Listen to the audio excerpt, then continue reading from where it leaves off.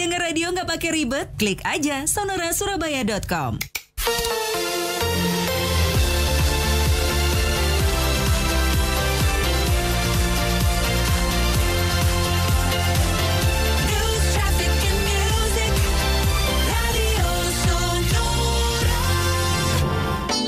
Talk about love.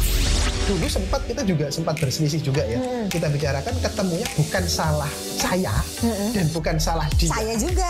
Karena kita berasal dari budaya yang berbeda. Talk about life. Berkesadaran bukan hanya berkesadaran tentang sekolah saja, tapi tentang kebutuhan untuk menikah, kebutuhan bekerja, kebutuhan mengumpulkan pundi-pundi ya. Apapun juga. Kebutuhan makan apapun dalam hidup Anda. Bahkan hidup Anda ini berkesadaran nggak sih Anda menjalani hidup Anda, peran Anda di dalam dunia ini tuh kita juga perlu lakukan dengan berkesadaran. Sesaat lagi kita akan dengarkan Love Life Talk bersama praktisi psikologi dan konselor pernikahan dari Kata Okta Kartika.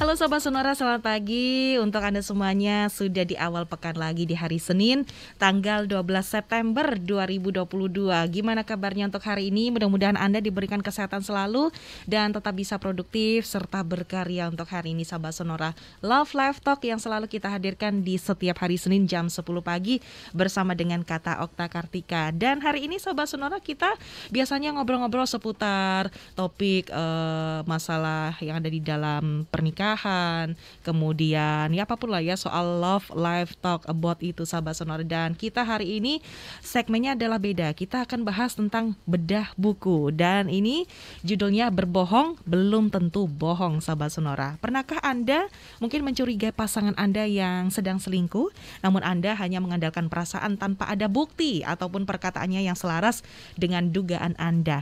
Atau Sahabat Sonora, pernahkah Anda ini melihat pasangan Anda seperti sedang memikul beban pikiran dan batin yang sangat berat, namun dia enggan untuk bercerita pada Anda, padahal Anda ingin membantunya? Atau yang ketiga nih Sahabat Sonora, pernahkah Anda merasa pasangan Anda ini sedang menyembunyikan sesuatu, namun Anda nggak tahu apa-apa nih Sahabat Sonora? Dan sebagai pasangan yang baik, Anda butuh untuk mengetahuinya. Bagaimana caranya? Nah, berbohong belum tentu bohong, ini mengungkap kebohongan pasangan.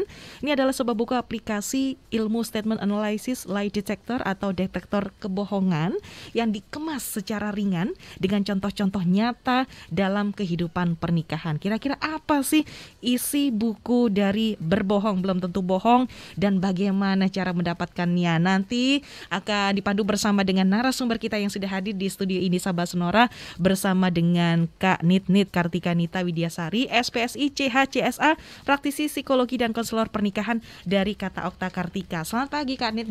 Selamat pagi Mbak Vina. Apa kabar? Kabar baik. Alhamdulillah. Untuk Mas Okta juga, Mas Oktastika Badai Nirmala, SPSI CHTCTSA, praktisi psikologi, penulis buku Terapi Pikiran Bahagia dan konselor di kataoktakartika.com. Selamat pagi Mas Okta. Pagi Mbak Vina. Kabarnya baik juga Mas Okta ya? Spektakuler lah kita. Spektakuler. Asik ya. Ini ngomong-ngomong pada item-item pas ya dengan background cover bukunya ya. Loh memang ini tulisannya kan ini. Terusnya begini. You're talking ya. Keren banget. Ini bisa barengan nih Sahabat. Persiapannya oke nih ya. Sebelum untuk Anda mendapatkan buku dari Berbohong Belum Tentu Bohong. Tentunya Anda yang mau bertanya silakan Sahabat Sonora. Hari ini kita ada layanan interaktif, ada WhatsApp 0811 304 9800 dan telepon di 7327102. Anda juga bisa menonton Mas Okta dan juga Kak Nitit yang ada di sini Sahabat Sonora sambil nanti menunjukkan bukunya ya Sahabat Sonora. Bisa Anda akses juga di 98,0 Sonora Surabaya. Dan hari ini juga ada live IG dan Facebook ya. IG aja di Kata Okta Kartika. Ya. Silakan Anda bisa akses Sahabat Sonora pagi hari ini di selama 1 jam ke depan ini. Wah, ini benar-benar eksklusif ya saya lihat ya. Langsung dari penulisnya sendiri Sahabat Sonora yang nanti akan bedah buku dengan judul Berbohong Belum Tentu Bohong. Tapi sebelumnya kita pengen tahu nih, ini sebenarnya buku keberapa atau ini buku pertama kali kah? Kalau untuk kami berdua ya, ini yang Baru pertama kali. Pertama Jadi, kali yang kolaps berdua. Kolaps berdua. Sebelumnya Masing-masing. Sebelumnya menulis masing-masing ya. Oke, ini dengan judulnya aja berbohong belum tentu bohong. Kenapa sih kepikiran pakai judul itu? Mungkin orang baca sekiranya yang bener, emang bener apa iya gitu. Dan ini memang benar-benar dijelaskan kah di dalam buku itu yang menjadi tadi ya saya sudah sebutkan buku ini merupakan aplikasi ilmu statement analysis, lie detector atau deteksi kebohongan. Mungkin adakah tahap-tahap panduannya di buku ini kah? Ada. Ada Jadi ya? dalam ilmu statement analysis itu ada salah satunya gini, ada 21 indikator kebohongan. Pendek kata kalau orang sampai memunculkan salah satu dari itu, indikasinya dia sedang menyembunyikan sesuatu. Jadi berbohong itu bisa dua hal. Satu, berbohong yang mentah-mentah berbohong. Jadi contohnya Mbak Vina tadi sudah makan, sudah, padahal belum. Itu ya. bener-bener berbohong. Beda dari jadi menyampaikan sesuatu yang bukan seperti aslinya. Okay. Atau Mbak Vina tadi sudah makan. Karena tahu tadi Mbak Vina makan pecel, terus saya di depan bak pizza gitu ya. Kalau bilang sudah makan nanti nggak dapat pizza misalnya begitu. Nggak dapat jatah ya. Aku belum makan. Nah berarti kan Mbak Vina ini menyimpan menyembunyikan sesuatu. Jadi ada dua jenis ya. Satu yang berbohong yang memang berbeda dari aslinya. Kedua sedang menyembunyikan sesuatu karena khawatir kalau misalnya aku ngakunya sudah makan nanti nggak dapat jatah dong. Nah ada konsekuensi yang harus ditanggung. Jadi dia menyembunyikan informasi itu.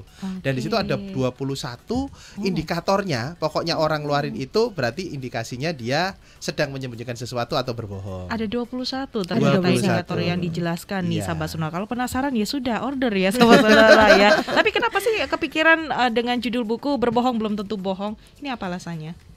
Terfikirnya adalah begini. Kita melihat karena kan kita konselor pernikahan ya begitu ya. Jadi permasalahan yang muncul di dalam pernikahan itu akhirnya salah satunya adalah karena aku tuh dibohongin pasanganku. Jadi seperti itu. Bahkan kalau kita gali lebih lanjut begitu ya, kita gali lebih lanjut, kita ngobrol lebih lanjut, akhirnya bilang begini, kenapa sih ada alasan gitu kan? Kenapa dia menyembunyikan sesuatu? Gitu kan ya? Ya kan nggak mungkin dong aku cerita jujur misalnya lagi dimasakin, masak gitu. Gimana masakannya enak ya pasti aku bilangnya enak gitu kan. Terus kalau dia bilang yang bener loh ya, jujur loh ya gitu, nggak boleh bohong lah. Begitu dia bilang gitu ya aku jujur aja. Gimana masaknya nggak enak, rame jadinya. Cari aman ya lebih baik ya di sini ya. Nah akhirnya kan kita bilang bahwa segala sesuatu apa yang disampaikan misalnya menyembunyikan sesuatu kita lihat dulu begitu kan. Kita harus lihat dulu dan pangkal-pangkalnya lebih banyak karena adanya itu tadi ya. Kadang-kadang kita itu langsung menuduh berbohong nggak pakai mikir dulu gitu, nggak pakai pemikiran yang dewasa dulu. Pokoknya udah deh kamu bohong deh pokoknya gitu loh. Kekeh bohong misalnya kayak begitu. Nah kita dasarnya dari situ. Kemudian juga kami berdua ini juga salah satu ini kita mempelajari juga ilmunya ya statement analysis itu. Kebetulan kalau saya sampai di praktisionernya, kalau Mas Oktanya sudah sampai trainernya. Oke, ini buku ada berapa halaman? 9, enggak, hampir 100 halaman. Dan ini dicetak untuk berapa buku? Ada 1000 something lah. 1000 something. Kita juga ada juga bukunya ada di toko buku juga ya. Di toko buku ada, nanti toko buku yang gede, mereknya gede itu. Satu grup siapa ini ya? Media ya. Itu juga ada. Oke, baik. Tentunya ini untuk jangkauan untuk penjualan bukunya apakah cuma di Surabaya aja ataukah sudah menjangkau di seluruh luar kota begitu? Kalau yang di Gramedia konon sedang perjalanan. OTW ya. Sedang perjalanan. Kalau yang kami juga ada stok pribadi di mana kalau yang dari kami itu ada tanda tangan kami, ada bonus-bonusnya juga. Ada bonusnya juga. Ada bonusnya juga. Itu bisa nanti dicek di Kata Okta Kartika. Bisa didapatkan secara online juga di platform yang warnanya orange sama platform warna hijau. Nah, itu. Di situ ya ada ya. Ternyata ada bonus-bonusnya juga nih sahabat Sonora di dalam buku itu. Dan penasaran bonus-bonusnya seperti apa? Ini boleh ya saya sebutkan juga ya. Boleh. Ini ada tanda tangan penulis dari kedua penulis ini, ada Mas Okta dan juga Kak Nitnit. Kemudian e-book daftar pertanyaan untuk mengetahui kepribadian. Kita pernah ngobrol Mbak Vina di episode sebelumnya tentang survei. Nah, ini toolsnya. Jadi kita udah bikin guidance-nya kali ya. Tinggal dipraktekin aja. Oke, kemudian video mengenal cara berpikir laki-laki dan perempuan. Ini ada videonya, jadi ada kayak gimana nih? Maksudnya ada kasetnya, begitu CD-nya gitu? Salah satunya juga potongan-potongan kita ngobrol tentang laki-laki dan perempuan itu ada playlistnya di YouTube. Kami kasih linknya, jadi orang langsung belajarnya langsung dari sekian video kami langsung scan QR ya. Yes. Oh, di situ. Dan juga ada voucher diskon senilai Rp112.000 untuk pembelian paket video tutorial terapi pikiran bahagia. Ini juga itu masih yang event kita tiap bulan. Tiap bulannya. Yeah. Oke, tapi ini berlaku nggak sih untuk selama pembelian buku itu? Ada. Tetap berlaku ya. Sangat berlaku. Wah, ini dapat. Jadi nanti bisa ikut juga kalau udah punya video tutorial terapi pikiran bahagia, berarti otomatis akan ikut yang tiap bulan itu tadi gitu. Oke, dan ini belum launching ya? Ini pre-launching atau bagaimana? Sudah launching sebenarnya ya. Oh, tanggal berapa Mas launchingnya kemarin? Launchingnya itu tanggal berapa? Awal bulan pokoknya. Awal bulan September ya sudah launching. Soalnya kata mbahnya itu pokoknya selesai suro baru boleh, ya wis lah. Menurut kata mbahnya katanya. Oke, baiklah. Nah, kalau boleh tahu kira-kira untuk menulis buku itu ini butuh waktu sampai berapa lama sih antara Mas Okta dan juga Kak Nitnit? Sebenarnya cepet sih, kurang lebih 2 bulanan. 2 bulanan itu. Ya, dan di dalam buku ini itu kita nggak cuman sekedar belajar tentang teorinya ya. Jadi teori, kalau tadi Mas Okta bilang ada 21 indikator kebohongan. Ya memang kita akan sampaikan juga. Jadi kita nggak cuman belajar teori, tapi nanti di akhir bab itu juga ada kayak cerpen kali ya. Jadi nanti pembaca itu nanti diajak untuk baca, kemudian menebak kira-kira siapa yang berbohong di situ. Oh, jadi ada soal kayak cerita gitu ya. Dan itu gitu ya. dan itu kita contoh-contohnya juga relate banget. Jadi dalam buku ini tuh kita misalnya kita kasih juga, jadi nggak cuma sekedar teori indikator kebohongan pertama apa enggak, tapi beneran ada di situ, ada percakapan suami istri. Ada tipsnya, ada percakapannya juga begitu. Plus bagaimana caranya menyikapi. Oh, ada solusinya juga, Iya. jalan keluar di situ ya. Jadi ada permasalahan, konfliknya seperti apa, kemudian ada jawaban juga ataupun ada solusinya seperti apa dalam menangani masalah itu begitu. Dan ini untuk cerita-ceritanya ini adalah dari klien-klien Kak Nitnit dan juga Mas Okta kah? Mungkin diceritakan begitu dalam buku itu? Ya, kalau yang contoh-contoh potongan-potongan kan tadi saya cerita ada mulai dari teorinya sampai aplikasinya, cara menghadapinya, solusinya itu banyak yang real. Banyak yang real ya. Tapi khusus di cerpennya itu terinspirasi dari kisah nyata tadi itu ya. Ditulis ulang tapi kan dirangkai. Tapi kan dirangkai kan nggak mungkin kita ini berdasarkan cerita ini kan nggak bisa juga ya. Tapi sebenarnya untuk namanya dianonimkan begitu atau pakai nama asli biasanya gitu. Nah, kalau yang dicerita ya, dianonimkan. Tapi kalau yang dicontoh-contoh kan langsung pada kasusnya. Pada kasusnya langsung seperti itu ya. Wah, ini menarik banget nih sahabat Sonora ya. Buat Anda mungkin yang merasa pasanganku berbohong nggak ya, ini juga bisa ada pembahasannya nggak sih kalau untuk pasangan yang LDR juga begitu? Iyalah. Semuanya ya, meskipun Sama aja, pasangan iya. yang di dalam dekat pun ataupun di dalam LDR ini juga Jarak sama dekat ya di maupun situ jarak ya? jauh sama aja. Oh, sama aja ternyata. Nah, sahabat Sonora bisa dapatkan ya bukunya, sekali lagi ya, bisa di toko buku Gramedia. Ini bisa didapatkan. Ini di Gramedia dimanapun Anda ya, di Surabaya. Tapi kalau untuk pemesanan langsung by Kata Okta Kartika, apakah bisa mungkin? Bisa ya, langsung aja di DM gitu DM ya. langsung di IG bisa. Oke, nanti yang nganter dari pihak Kata Okta Kartikanya. Ya. Oke, begitu sahabat Sonora. Udah deh, langsung aja cus gitu ya, langsung DM di Kata Okta Kartika sahabat Sonora. Kita hari ini juga lagi bahas bedah buku Berbohong Belum Tentu Bohong begitu. Dan tentunya selama menulis buku Berbohong Belum Tentu Bohong ya, ini kalau dari Kak Nitnit dan juga Mas Okta ini kendalanya apa sih selama dalam proses penulisan kemarin itu?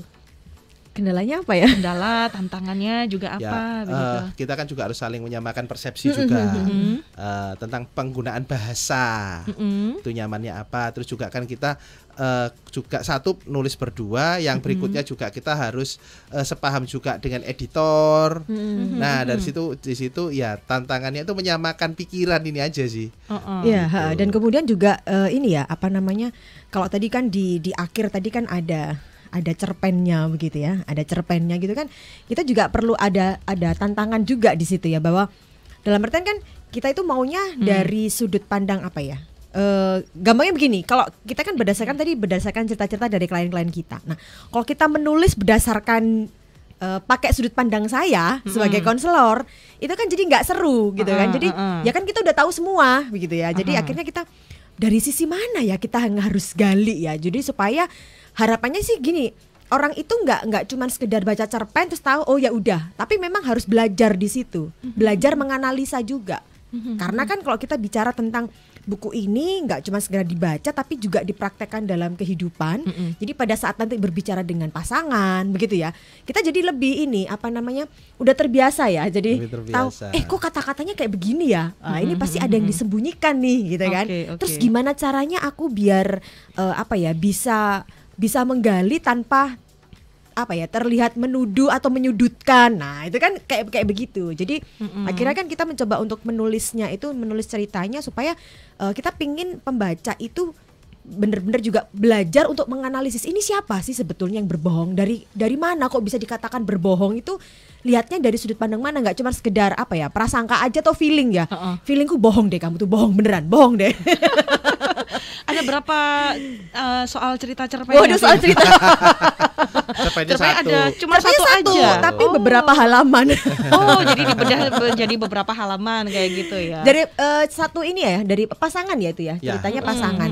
Ceritanya memang dari pasangan begitu. Dari pasangan dan itu memang real ya ceritanya. Yes. Tapi sebenarnya sebelumnya kan ini dari kisah pasangan. Begitu sebelumnya kita izin dulu nggak sih ke pasangan yang real ini kalau dibuatkan buku begitu, tapi ceritanya seperti ini. Oh tidak. Karena kita nggak satu dalam kalau yang cerpennya itu rekaan. Rekaan tapi berdasarkan kisah-kisah nyata. Tapi dirangkum. Jadi bukan berdasarkan dari cerita satu orang terus kemudian kita tuliskan, bukan.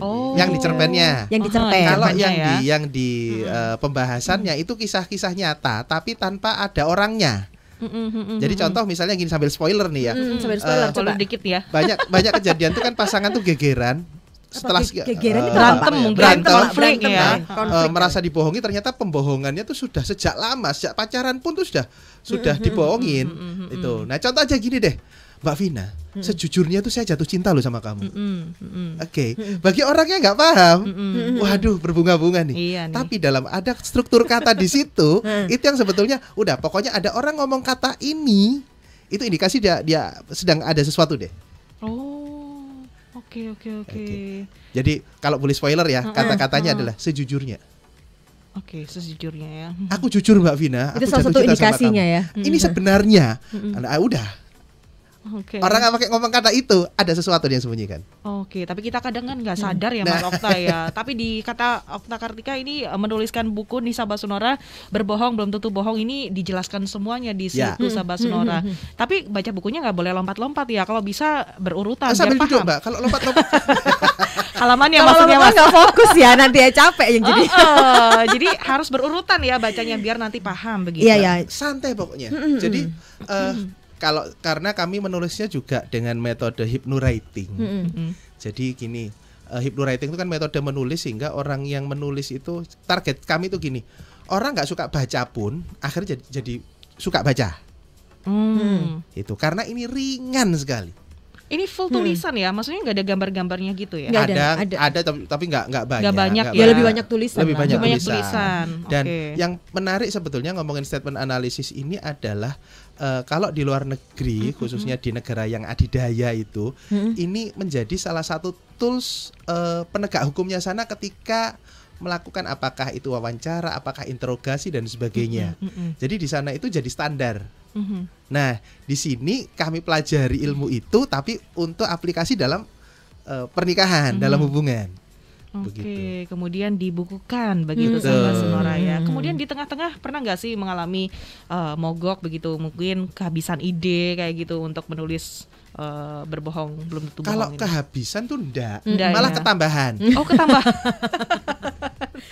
Malah ini ya giat terus ya untuk nulisnya ya. Ini nulisnya berdua begitu atau mungkin hari ini mungkin Mas Okta dulu, kemudian besoknya mungkin Kak Nit kayak gitu. Atau kan lagi bareng gitu pas nulisnya gitu. Kita pakai doc. Kalau dok kan bareng ya. Bareng. Oh. Jadi kadang-kadang dia nulis apa aku ngedit, jadi kursornya bisa jalan-jalan. Bisa ketahuan kamu di. Jadi kita memang pembagian Kalau pembagian nggak hanya kelompok aja yang dibagi, jadi tugas juga dibagi dan buku ini juga ada pembagian juga gitu loh. Bagian-bagian mana yang memang Mas Okta yang nulis, bagian mana memang saya yang menulis gitu. Jadi saling supaya koreksi juga ya. Iya, gitu ya. Jadi memang supaya tidak ini ya, apa namanya? Tidak tumpang tindih begitu ya. Oke. Takutnya nanti pemikirannya ini sama loh, kok double kayak gitu ya penulisannya. Tapi sejauh ini kemudian di editornya sendiri masih dirubah juga, direvisi juga begitu. Ada beberapa hal disesuaikan. Kalau editor tuh sifatnya merapikan ya. Merapikan di sini ya. Oke. Nah, Mas Okta dan juga Kak Ninit, ini ada komentar dari Ibu Ana yang ada di Gresik. Saya kebetulan emak-emak yang sudah punya anak 3. Motivasi apa yang bisa diberikan kepada saya bahwa emak-emak ini juga bisa loh berpartisipasi dalam dunia penulisan? Oh, bisa loh. Emak-emak, halo, saya juga emak-emak di sini. Emak-emak ini kalau memang mau menulis ya bahasa gampangnya sekarang ini sudah banyak perkumpulan-perkumpulan gitu ya tentang giat menulis tuh juga sudah banyak banget gitu loh. Yang memang yang dibutuhkan adalah keberanian ya untuk menuangkan ide banyak begitu. Contoh paling gampang kalau misalnya mama anak 3 tulis aja tentang anak-anaknya gitu kan, paling gampang. Atau biar tentang bingung kehidupan ya, iya untuk idenya. Biasanya kan kadang kan bingung, pengen nulis tapi nggak tahu idenya dari mana kayak gitu ya. Bisa aja ya meskipun mama ini udah punya anak 3 untuk yang pasti adalah punya keberanian di sini ya untuk motivasinya untuk bisa berpartisipasi dalam dunia penulisan. Mungkin belum cetak dulu, mungkin bisa menulisnya by online dulu kan sekarang banyak ya untuk menulisnya via platform online lebih bagus, lebih cepat, lebih praktis. lebih cepat. Terus juga kan bisa di ini ya, apa namanya yang ikut platform yang rutin itu ya, kayak bikin apa kayak cerpen kayak novel itu.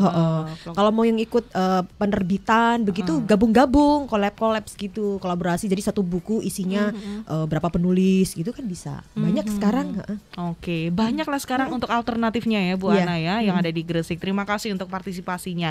Yuk kita juga mengundang Anda Sahabat Sonora yang mau bertanya-tanya terkait dengan proses pembuatan dari berbohong, belum tentu bohong untuk bukunya, ataupun mungkin Anda punya komentar lain bagaimana sih dapetin bukunya. Silakan tanyakan aja Sahabat Sonora ya di 0811 304 9800 untuk by WhatsApp dan juga telepon di 732 7102. Anda yang mau bergabung lewat live IG Kata Okta Kartika juga monggo, nanti kita juga akan sapa. Dan Anda juga bisa untuk melihat acara kita Sahabat Sonora. Sekali lagi kita hari ini hanya bisa diakses melalui Facebook aja ya di 98,0 Sonora Surabaya. Sekali lagi mungkin bisa disampaikan ke Mas Okta dan juga Kak Dinit, bagaimana sih untuk cara mendapatkan buku Berbohong Belum Tentu Bohong sebelum kita ke break jeda. Silakan. Masuk aja ke IG Kata Okta Kartika, DM di situ bisa, atau browsing langsung di platform belanja online yang warna orange dan yang warna hijau. Tulis aja buku Berbohong Belum Tentu Bohong, nanti kan langsung keluar di situ. Nah, untuk para mama yang sukanya gratis ongkir, langsung aja manfaatkan yang warna orange dan warna hijau ya. Sekarang masih gratis ongkir Oke, manfaatkan ya. Belum tentu nanti untuk di hari-hari berikutnya nanti bisa free ongkir lagi nih Sahabat Sonora ya. Mumpung ada kesempatan di Sahabat Sonora. Baik, jangan kemana-mana, nanti kita akan sambungkan lagi untuk acara Love Live Talk bersama dengan Kata Okta Kartika. Sekali lagi Sahabat Sonora, kita hari ini membahas bedah buku Berbohong Belum Tentu Bohong. Sesaat lagi tetap di Love Live Talk.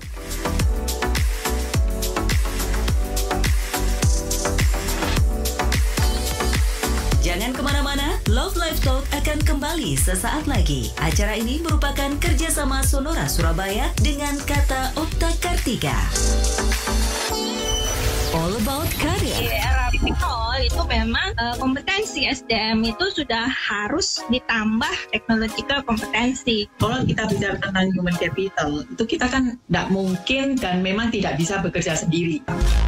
Dunia kerja punya cerita, skill, kerja keras, attitude, bahkan teamwork menjadi bagian di dalamnya. Program Career Talk, serba-serbi karir dan dunia kerja.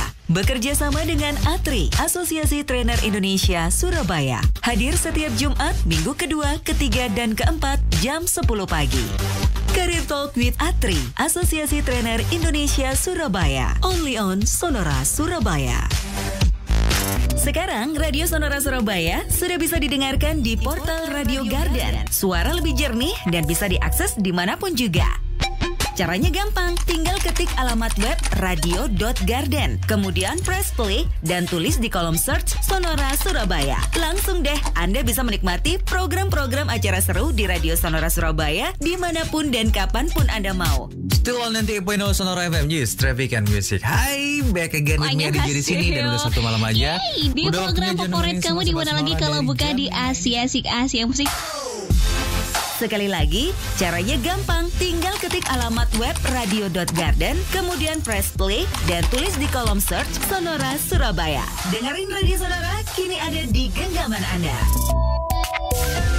Radio Sonora Network menggelar kegiatan CSR yang bertajuk Sonora Peduli Stunting. Kegiatan ini digelar dalam rangkaian peringatan Hari Ulang Tahun ke-50 secara serentak di 12 kota jaringan Sonora, yakni Sonora Jakarta, Sonora Bangka, Sonora Medan, Sonora Palembang, Sonora Lampung, Sonora Bandung, Sonora Yogyakarta, Sonora Semarang, Sonora Surabaya, Sonora Purwokerto, Sonora Pontianak, dan Sonora Bali. Kegiatan CSR yang dilakukan berupa pemberian edukasi kepada para calon pengantin mengenai pentingnya nutrisi untuk janin selama masa kehamilan triwulan pertama, pendistribusian nutrisi tambahan untuk ibu-ibu hamil dan menyusui, serta makanan pendukung tumbuh kembang anak balita. Di Surabaya, kegiatan ini dilaksanakan Rabu 7 September 2022 bertempat di Rumah Aspirasi RW 9 Kelurahan Banyu Urip, Surabaya. Berikut kemeriahan acaranya.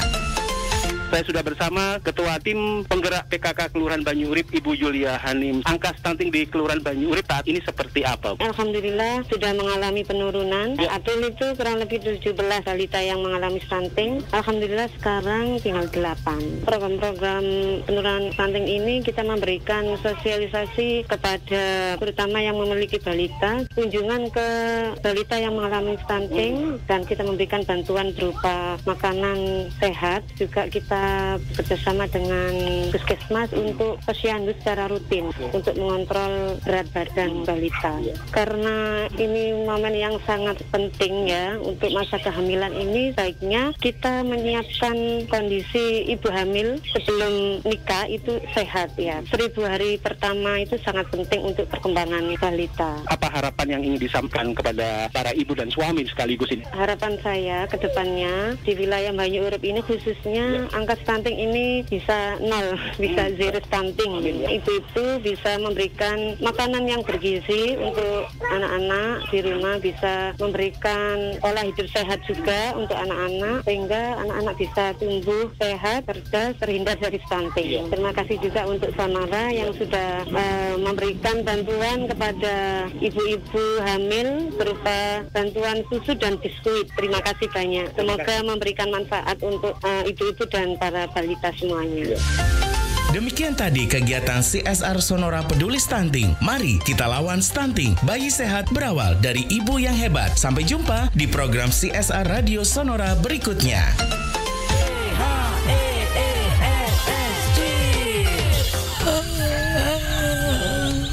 Mau kemana nih pagi-pagi gini? Jogging dong. Yuk ikut. Ogah, males keringetan. Ya elah, keringetan itu sehat kali. Bisa membuang racun dari dalam tubuh. Terus kalau dehidrasi gimana? Gak bakal dehidrasi lah. Nih, gue selalu bawa Cheers Alkaline Powered kalau pas jogging. Cheers Alkaline Powered gak cuma air mineral biasa. Kandungan alkaline dengan pH up to 8,5 membantu tubuh terhidrasi maksimal. Jadi badan segar sepanjang hari dan gak bakal dehidrasi. Dengan Cheers Alkaline Powered, gue berani berkeringat. Wah, mau dong. Buat gue ya. Enak aja, beli sendiri dong. Di toko sebelah juga jual. Udah gue jogging dulu ya. Keburu siang nih. Tunggu dulu dong. Gue ikut. Cheers Alkaline Power. Air minum dengan pH up to 8,5 membantu menyeimbangkan pH tubuh sehingga badan tetap bugar dan tidak mudah sakit. Cheers Alkaline Power bisa didapat di Hypermart, Giant, Ranchmart, Lotte Mart, dan toko-toko di sekitar kamu. Cheers so fresh so good. Cheers Alkaline Power, berani berkeringat. Hola. Ciao. Konnichiwa. Xin chào. Salam. Aloha. Guten Tag. 你好 Namaste. Oi. Annyeong. Halo. Dimanapun Anda berada di belahan dunia ini, kalau lagi kangen Surabaya, gampang aja. Dengerin sonorasurabaya.com.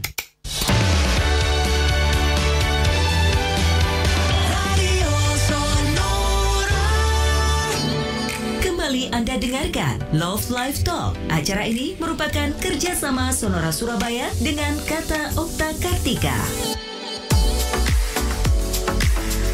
Yes, masih di Love Live Talk sahabat Sonora bersama dengan Kata Okta Kartika, dan saya di sini masih ditemani bersama dengan Kak Nitnit, Kartika Nita maksud kami, Widyasari SPSI CHCSA, praktisi psikologi dan konselor pernikahan dari Kata Okta Kartika, dan juga ada Mas Okta Stika Baden Nirmala SPSI CHT CTSA, praktisi psikologi, penulis buku terapi pikiran bahagia dan konselor di kataoktakartika.com. Silakan Anda yang mau bergabung sahabat Sonora, kebetulan karena memang hari ini eksklusif kita bedah buku terkait dengan berbohong belum tentu bohong. Nah, nomor interaktif yang bisa Anda pergunakan dari WhatsApp dan juga telepon aja untuk hari ini, dan juga Anda bisa mengakses untuk live untuk siaran kami di Facebook di 98,0 Sonora Surabaya.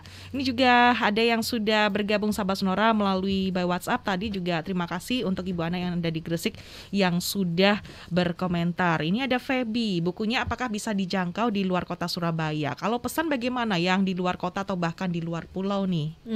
Langsung aja bisa kok kita. Sukanya yang mana nih? Suka mana gitu kan? Kalau memang suka langsung gitu, berarti bisa langsung aja ke atau ke DM di Kata Okta Kartika, atau klik link bio-nya itu. Nanti ada pilihannya, ada ordernya bisa by WA atau ordernya by warna orange, toko orange, atau sama yang toko hijau gitu ya. Bisa, jadi luar kota, luar pulau juga bisa. Oke. Namun dari para pendengar biasanya suka yang ongkir-ongkir gratis. Ya, kalau gitu ya. Jadi kalau kami sarankan kalau memang suka yang gratis ongkir itu yang yang free ongkir tuh yang hijau atau yang orange. Yang orange begitu. Tapi untuk dari segi harga apakah sama? Sama, bonusnya sama juga. Bonusnya gitu sama, ya. begitu sahabat Sonora. Juga. Nah, untuk Feby terima kasih untuk pertanyaannya. Kemudian ada Mas Beni, selamat pagi. Mas Okta dan juga Kak Nitnit, dari tahap awal sampai tahap publishing buku Berbohong Belum Tentu Bohong, tahap mana yang paling seru, yang paling berat dan menantang menurut Kak Nitnit dan juga Mas Okta? Untuk penulis pemula, gimana tipsnya biar nggak bosan menyelesaikan proyek penulisnya?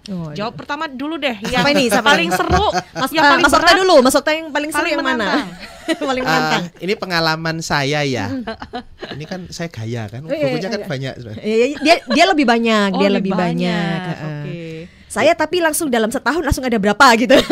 Tapi dia sementara masih banyak kolaps. Banyak kolaps. Kalau Mas Okta benar-benar pure sendiri. Iya. Dan baru ini kolaps ya. Baru kolaps. Kalau ini kolaps. Gaya aku yuk. Jadi saya agak gaya. Coba silakan Pak, gayanya ditunjukkan. Kalau tantangan menulisnya itu adalah bosen ya. Bosen. Kalau untuk penaskahannya, jadi ada dua part kalau menurut saya, yaitu part ketika menulis naskahnya, kedua adalah ketika menawarkan naskahnya. Untuk memutuskan nanti itu mau diterbitkan sendiri, diterbitkan penerbit besar, atau diterbitkan dengan biaya sendiri atau gimana, itu nanti banyak caranya. Nah, yang penting adalah naskahnya dulu. Itu adalah gimana kita bisa menyajikan sesuatu yang disukai orang. Jadi kalau saya sih sarannya lebih baik menulislah sesuatu yang disukai orang, bukan dari kita. Dari kita itu hanya saya ibaratkan jual nasi goreng. Nah, saya itu ahli membuat nasi goreng. Oke. Tapi apakah nasi goreng sosis, apakah nasi goreng ikan asin, itu disesuaikan dengan pasar. Jadi ilmu kita disesuaikan dengan kebutuhan pasar. Nah, itu adalah perspektif menulisnya. Sehingga ketika nanti pun mau ditawarkan ke penerbit ataupun mau diterbitkan sendiri, itu sudah ada orang yang suka. Karena kalau dengan misalnya kerjasama dengan penerbit besar, selalu pertanyaannya adalah kamu bisa mampu jual berapa? Oh, ini jawabnya gimana nih? Kamu punya masa berapa? Oke. Punya pasar berapa? Nah itu. Jadi kan itu setidaknya kita sudah punya gambaran dulu, begitu. Itu survei dulu atau bagaimana waktu itu Mas Okta sebelumnya? Enggak lah ya, kita kita punya komunitas. Kita punya teman-teman.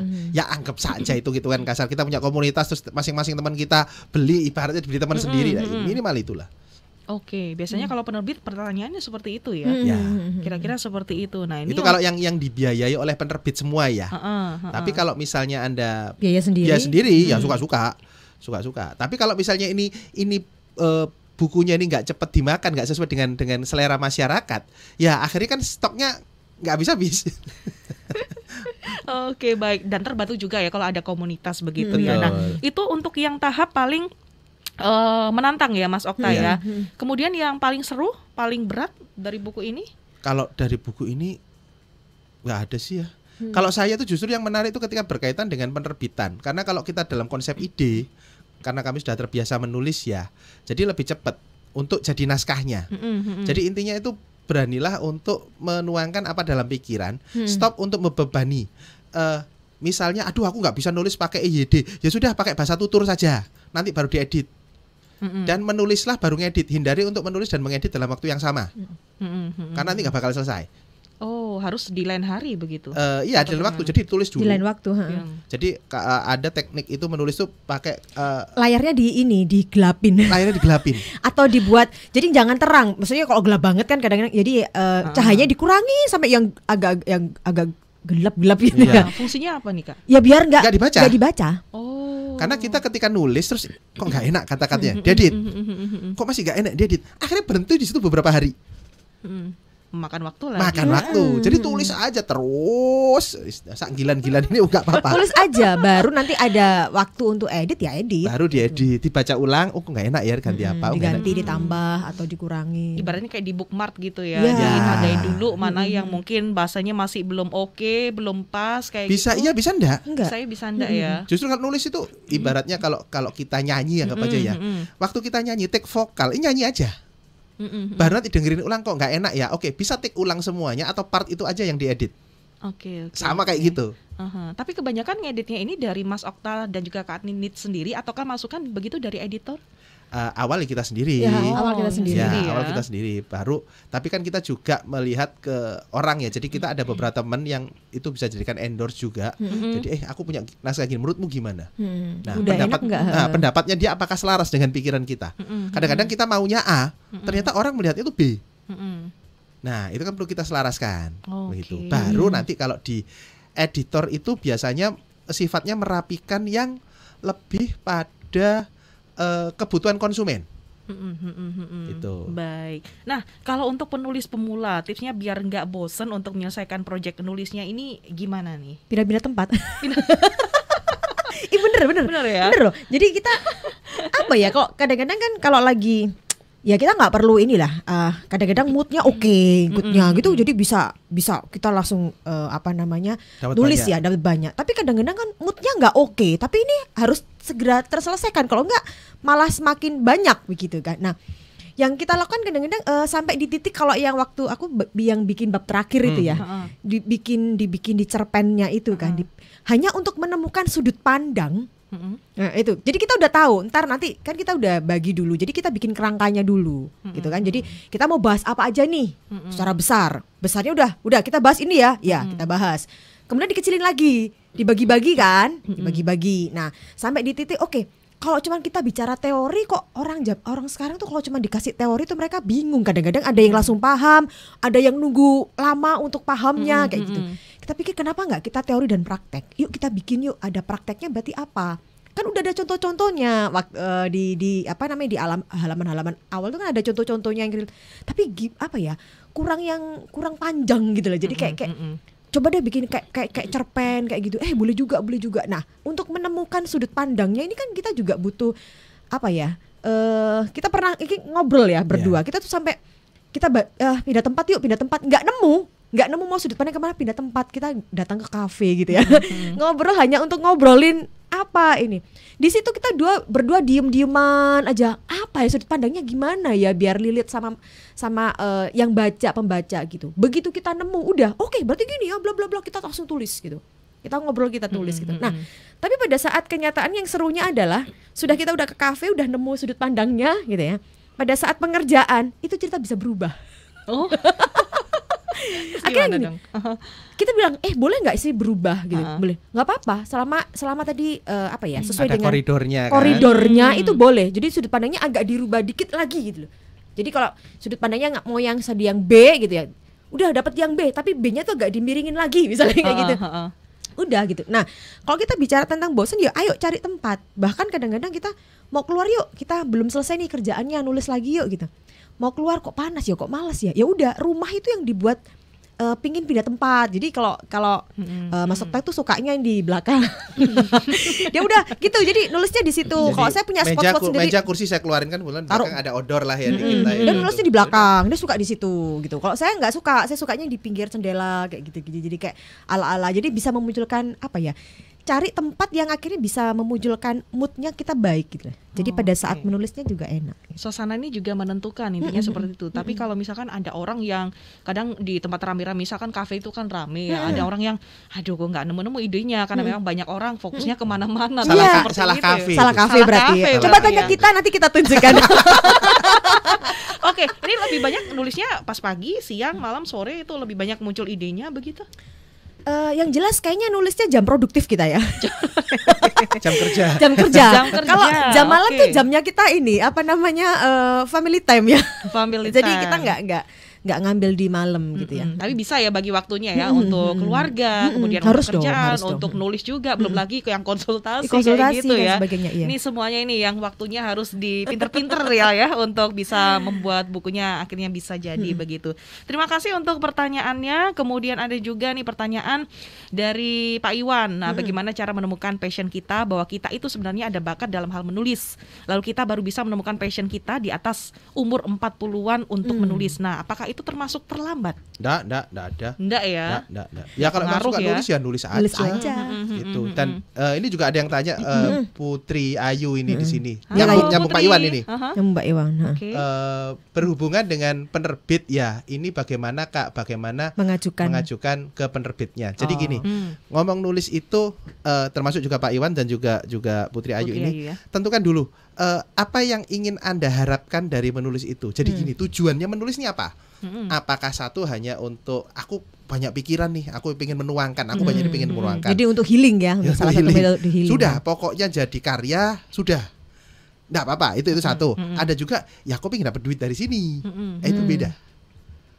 Nah, termasuk Pak Iwan tadi nggak ngurus umur, Anda pengennya apa buku ini? Misalnya Anda nggak nyaman dengan kondisi kehidupan masyarakat kita, ya udah itu bisa loh jadi bahan tulisan. Nah, nyambung ke Putri ya. Misalnya mau tujuannya untuk hanya sekedar ngeluarkan, udah bikin aja platform yang nulis online, jadi ebook itu bisa banyak sekarang itu aplikasi itu. Yang kedua, misalnya aku pengen jadi buku, oke, bukunya itu hanya sekedar pengen punya buku, aku punya buku gitu, atau pengen sampai dapat duit dari situ, atau sampai dampak dari situ, karena ada dampak lagi, kita bisa loh diundang jadi narasumber, jadi apa, terlepas dari jualan bukunya. Nah, itu maunya dari mana? Karena kalau nanti ini mau meyakinkan penerbit, itu macam-macam. Kalau sekarang kan banyak juga mau cetak 20 buku, 10 buku ada di online, cari aja online ada. Banyak banget. Banyak itu.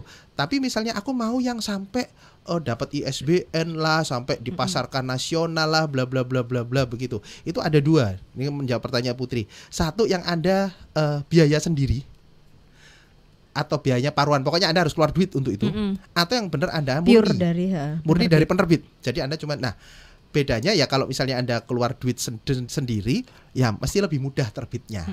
Tapi kalau yang dimodalin penuh oleh penerbit, itu butuh upaya, karena penerbit harus survei dulu, harus tergantung juga antriannya juga. Nanti bisa-bisa banyak naskah yang sudah dia akan ajukan, berarti kan kita masih ikut antrian. Ini entah ngajukannya sekarang, terbitnya tahun depan, ya bisa juga. Oke. Tapi kalau untuk biaya sendiri, budgetnya sampai kisaran berapa sih untuk yang dikeluarkan kalau boleh tahu? Tergantung, nggak bisa ngitung gitu ya? Karena nanti itu tergantung ini berapa halaman. Oke. Kertasnya pakai apa? Oh iya, jadi banyak hijau kertasnya, berapa halaman ini juga masuk. Layoutnya bentuknya seperti apa? Itu. Jumlah yang dicetak berapa itu? Jumlah yang dicetak berapa?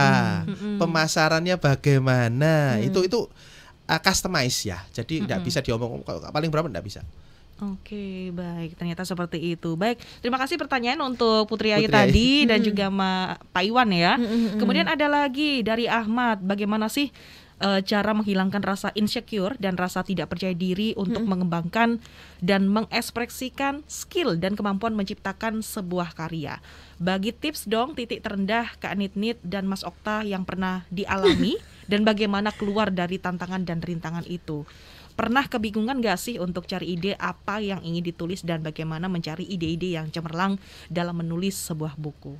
Oke, aduh titik terendah ini. Justru pada saat titik terendah itu kita harus bersyukur loh. Bersyukur Karena ya. kalau kita titik terendah itu pasti nggak ada jalan keluar lain, nggak ada pilihan lain selain kita ke atas. Kan nggak mungkin rendah lagi, nggak ada udah. Nah ini juga tadi salah satu sebelumnya tadi Pak siapa tadi? Pak Iwan tadi ya. Ini salah satu juga Pak Iwan. Pak Iwan tadi kan bilang Pak Iwan dan juga barusan siapa tadi nih? Pak Ahmad ya gitu ya. Tadi Pak Iwan bilang umur 40 mungkin nggak sih? Masih mungkin nggak menulis? Halo Pak Iwan, sama lo kita. Sama lo. Karena ini dulu pernah punya buku indie ya. Itu pun sudah berapa tahun yang lalu ya? 10 tahun yang lalu ya. Aduh, lupa sampai dia itu ya. Buku yang terbitin sendiri. Sendiri banyaknya ya. Enggak ada. Saking lamanya. Jadi buku pertama sebelum Pak Okta nulis buku malahan. Jadi saya duluan. Keren kan gitu loh. Nulis dulu sendiri. Ada ISBN-nya, bikin sendiri dan itu termasuk lumayan loh sebetulnya, begitu kan ya. Tapi setelah itu udah diem, nggak nulis. Setelah itu udah nggak nulis. Bahkan disuruh nulis dong gini-gini. Nggak jago. Jadi ngapain? Tapi kalau dilihat di kita punya di data di dokumen kita, itu kita tulisannya oke gitu ya. Tapi nggak pernah bisa menulis gitu ya. Sampai di satu titik adalah kalau saya Pak gitu loh. Kalau saya justru titik rendah, saya tuh menantang diri gitu loh. Bahasanya begini, apalagi sih yang sudah didapat dari hidup ini? Bener tah kita itu sudah sampai di situ gitu. Maksudnya titiknya tuh udah sampai di situ, apa masih bisa naik lagi gitu kan gitu. Nah ketika kita merasa kayaknya udah nggak bisa naik lagi, ya udah kalau udah nggak bisa naik lagi ya ganti titik, ganti tempat, menantang diri supaya tetap bergerak lah, kita tetap produktif. Nah salah satunya akhirnya saya mencoba untuk menantang diri adalah tentang menulis. Saya dulu pernah punya buku loh, malah Pak Okta bukunya udah 3, saya masih 1. Saya dulu 1, dia belum punya buku. Begitu saya masih tetap bertahan 1, dia udah 3. Disalib nih akhirnya. Disalib gitu kan akhirnya harusnya bisa kan gitu, harusnya bisa kan. Apa sih yang membuat tidak bisa gitu? Kita ngobrol, dan ini perlu ngobrolnya nggak cuma sekali 2 kali Pak. Ngobrolnya ini memang kebetulan beliau memang adalah partner hidup saya gitu. Tapi secara profesional kita bekerja secara profesional, dia adalah motivator. Jadi bagaimana sebenarnya Mas Okta tuh nge-coach saya bukan sebagai bukan sebagai pasangan, bukan sebagai istri. Jadi bener-bener kayak jadi klien, jadi coach, partner ya. Yes. Jadi coachnya itu saya kayak kliennya dia gitu. Yang saya datang ke dia, saya bilang, saya itu kayaknya kepingin memaksimalkan kemampuan saya menulis gitu ya. Bisa nggak sih kira-kira kan kayak begitu. Ya kita ngobrol, kita gali. Wah, aduh kalau bilang titik terendah banget Pak, itu Pak titiknya Pak udah. Karena kita bersedia untuk open ya. Apa yang membuatnya kita nggak berani gitu ya? Ide-idenya banyak, kenapa nggak berani kayak begitu? Nah, di satu titik sampai akhirnya memutuskan, oke, akhirnya saya memilih kata tantangan. Saya mau menantang diri saya. Gitu loh. Dan ketika saya berani menantang diri saya, gitu ya, dari yang Pak Okta selalu mengatakan bahwa kalau saya disuruh nulis atau hanya 300 kata, itu saya bisa 2-3 hari atau seminggu ataupun sebulan ataupun lama. Hanya untuk 300 kata gitu kan ya. Nah tiba-tiba saya setelah kita ngobrol, saya merasa saya harus belajar. Ini di awal bisa dulu ya. Saya harus bisa menulis gitu. Di satu titik saya minta izin sama Pak Okta begitu kan ya. Ini sebagai hubungan pasangan ya, saya bilang, saya boleh nggak punya me time? Saya mau pergi dari rumah ke kafe gitu ya. Mulai pagi sampai jam berapa itu Pak? Hampir malam. Hampir maghrib ya. Malam ya. Jadi kurang lebih selama 3 hari atau selama seminggu, saya boleh nggak? Ngapain? Saya mau nulis. Jadi saya minta izin gitu ya, saya minta izin diantar sama dia di kafe, ditinggal saya, kan ya, kafenya enak banget gitu kan ya. Saya di situ nulis, pulang dari situ, selesai dari situ ya udah biasa nulis, nulis udah gitu aja sampai di titik selesai semuanya. Saya jadinya apa nulisnya? Novelet. Dari ini belum diterbitin. Belum diterbitin. Saya sudah bikin novelet gitu ya, di bawahnya novel gitu ya. Saya belum mampu ke novelnya. Di atas cerpen, di bawahnya novel, tengah-tengah kayak gitu, novelet gitu ya. Di titik itu kaget. Karena kamu tuh 300 kata aja kayak gitu. Gak bisa kamu 300 kata. Ini kamu gak sampai seminggu kamu bisa nulis novelet mulai awal sampai akhir by detail. Dan dari situ saya mulai, oh saya bisa loh berarti.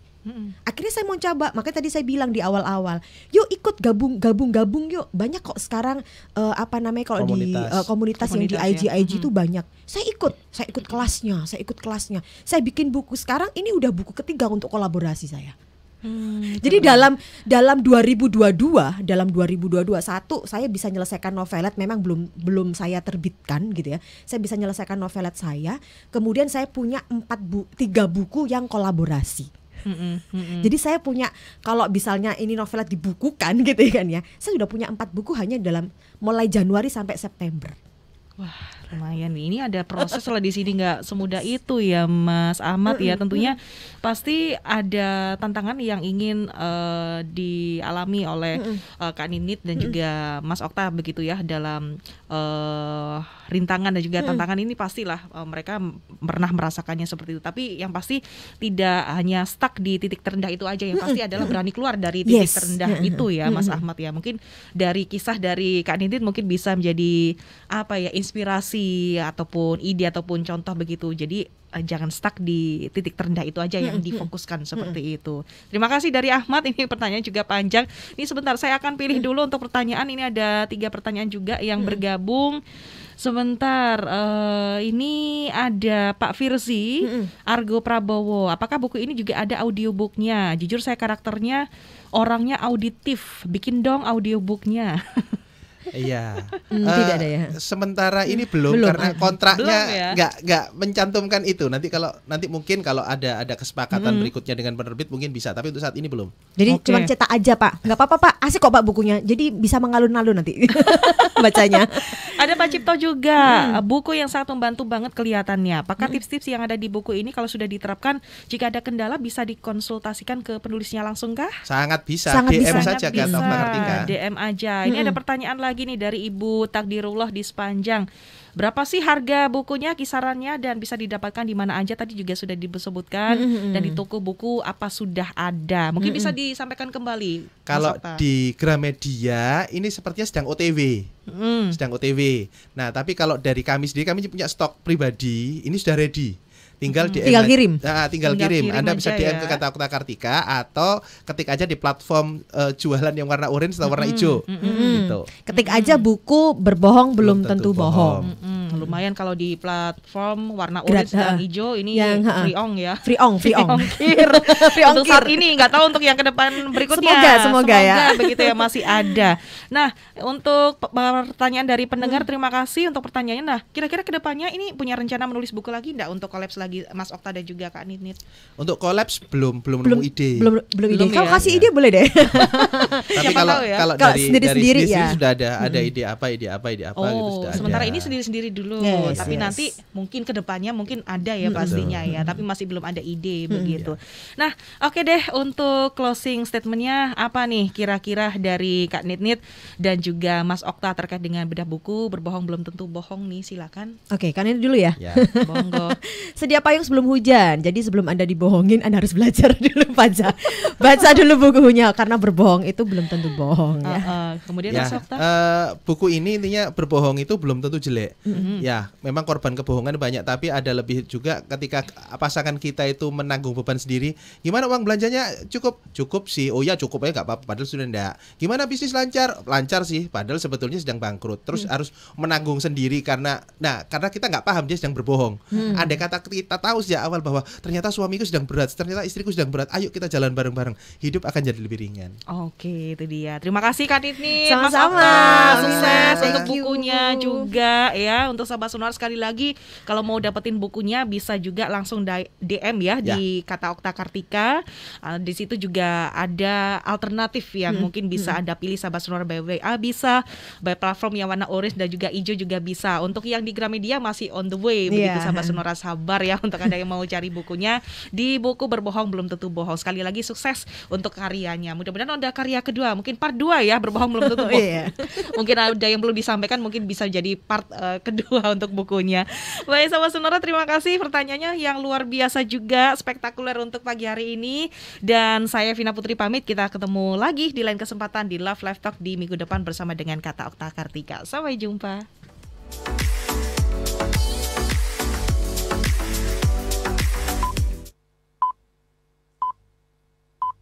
Sonora Pagi, masih bersama saya Rara Kalesaran sampai dengan jam 10 nanti. Saya mau sapa dulu deh sahabat Sonora yang ada di jaringan KG Radio Network, yang ada di Jakarta, Bandung, Semarang, Yogyakarta, Purwokerto, Solo, Surabaya, Hai Bali, Lampung, Medan, Palembang, Pangkal Pinang, dan juga Pontianak. Daryl Adam kembali menemani aktivitas pagi Anda dalam program Smart Business Today. Seperti biasa, rangkuman informasi ringan terpilih dari dunia ekonomi, keuangan, dan juga bisnis baik dalam dan luar negeri telah kami siapkan untuk menemani aktivitas Anda. Sambil menemani Anda istirahat siang jam 12 sampai dengan jam 2 siang ini, bersama dengan saya Theodora Mayang akan menemani Anda di AMKM. Anda meminta, kami memutar. Baik, kami laporkan sahabat Sonora informasi lalu lintas untuk siang hari ini. Lalu lintas di Tol Jor PIK arah Kembangan terpantau padat, kemudian disampaikan Mampang Perapatan menuju Buncit Raya macet, sebaliknya ramai lancar. Berikutnya lalu lintas gerbang Tol Cikupa arah Serang terpantau padat, antrian terjadi kepadatan arah Merak. Dan sahabat Sonora yang ingin berbagi informasi lalu lintas dan juga cuaca, silakan untuk menyampaikan melalui line SMS atau WhatsApp. Show you! Sudah balik lagi di jam 3 teman Motion. Stay clean, stay healthy, and stay happy with Motion 97.5. Bersama kita jaga protokol kesehatan dengan menggunakan masker, mencuci tangan, dan menjaga jarak. Halo Smart Listeners, dimanapun Anda berada, saya Tasya Rustama menemani Anda dalam program Smart Emotion. Bagaimana kabar Anda di hari ini? Apakah semua berjalan dengan baik atau justru sebaliknya? Tapi semoga saja itu tidak menyurutkan Anda ya untuk tetap antusias mengikuti program Smart Emotion di hari ini. Karena Smart Listeners, hari ini pembicaraan kami akan sangat menarik.